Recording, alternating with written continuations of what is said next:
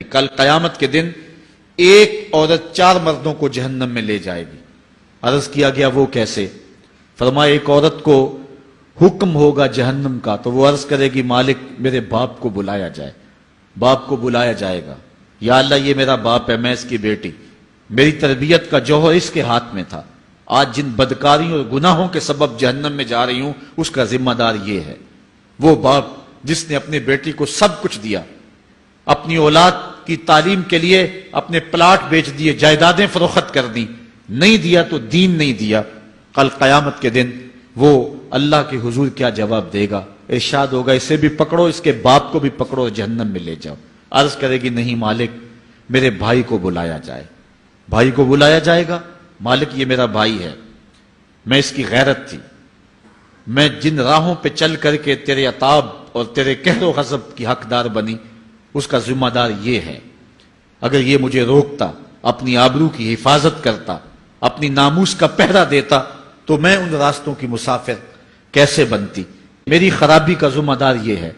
اب وہ بھائی کیا جواب دے گا جو چوکوں اور موڑوں پہ کھڑا ہو کے آنے اور جانے والی بہنوں اور بیٹیوں کو دیکھتا ہے اور یہ سمجھتا ہے کہ میری بہنیں اور میری بیٹیاں گھر میں محفوظ ہیں؟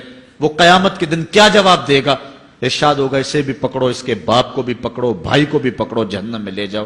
عرض کرے گی نہیں مالک میرے شوہر کو بھی بلایا جائے۔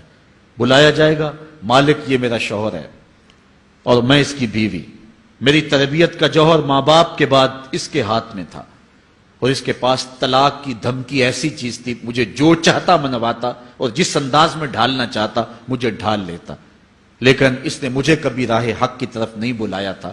وہ شوہر کیا جواب دے گا جو خود اپنے دوستوں کو چائے پہ بلا کے اور اپنی بیوی کو سامنے برہنہ منہ بٹھا کے بعد میں اس کے حسن کی داد مانگتا ہو، بتاؤ بھابی کیسی ہے؟ تو وہ کیا جواب دے گا قیامت کے دن؟ ارشاد ہوگا اس کو بھی پکڑو، اس کے باپ کو بھی، اس کے شوہر کو بھی اور اس کے بھائی کو بھی جہنم میں لے جاؤ۔ عرض کرے گی نہیں مالک میرے بیٹے کو بھی بلایا جائے۔